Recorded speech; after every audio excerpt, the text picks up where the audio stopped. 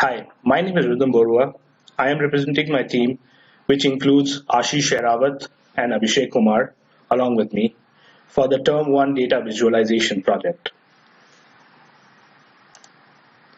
We intend to explore some questions such as why there is so much disparity in education class/system amongst several Indian states. We will try to find out various factors which could be contributing to this aforementioned disparities such as infrastructure challenges, social aspect, gender bias, etc.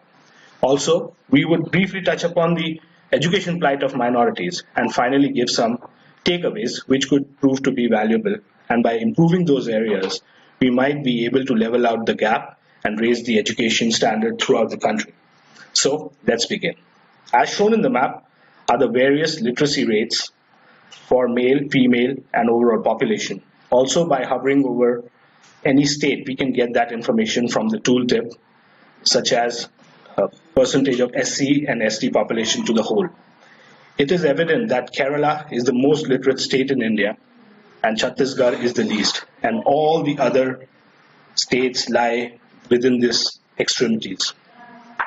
Also, adjacent to the figures gives the graph for the comparison of the total number of government and private schools and their respective enrollments over the years. The common trait among these trends highlight the increase in the enrollment in the private school. Below this graph, we have the percentage of schools having various amenities such as roads, electricity, computer, water, and SMC. Since primary education is of utmost importance, the fourth graph displays the rate of change of enrollment of minorities over the years. An interesting find is that upper primary changes are more prominent compared to the lower primary. We will delve deep on this topic in the coming slides. Well, moving on. As discussed previously, Kerala has majority of enrollments only in the private school, indicating higher teaching standards. Also, the amenities are distributed equally across all the schools. On the other hand, the least educated state, that is Chhattisgarh, has very less percentage of private schools, as shown in the graph, and the amenities are unevenly distributed among different schools. Notice the negligible fraction of computer-enabled schools. Moving on to analytical storyline. Upon a detailed analysis, it was found that there is a strong negative correlation between the overall literacy and literacy gap between genders, as shown in the figure. Also, highly qualified teachers are meager in numbers, and majority of teachers are either higher secondary or graduate. The number of teachers in private schools are on a rise, as shown. We will discuss about the third graph in subsequent slides. Drilling down to the two most and least literate states, key infrastructure impacting enrollments are different in the two mentioned groups. In the top two literate states, we can see highest correlation of enrollment with electricity and computer.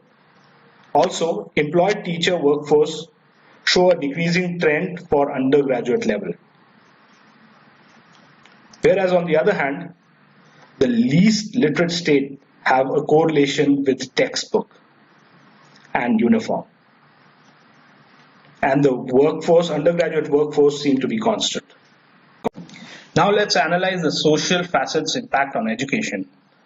As seen from the graph, SC/ST enrollment has remained pretty much constant throughout the years, whereas in 2010 there has been a significant bump in the Muslim enrollment, indicating that Muslims are joining the mainstream education, which is a good thing.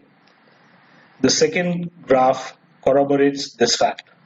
It shows a declining trend in the enrollment in madrasas and other unrecognized schools.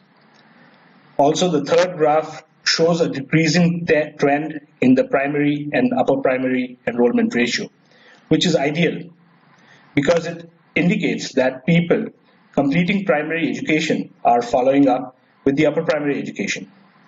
And finally, the box plot shows the distribution of differently abled people across different states.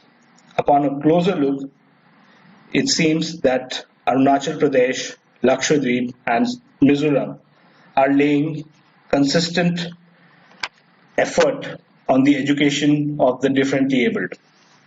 Whereas states such as Haryana, Daman and Diu, and UP should pull up their socks and follow their footsteps.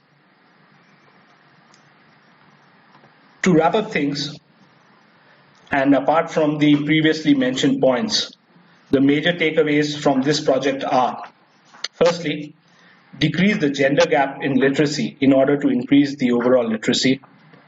Secondly, equip more and more schools with electricity and computers for driving enrollment number up. Thirdly, higher qualified teachers should be employed, and less qualified teachers should be encouraged to go for higher education.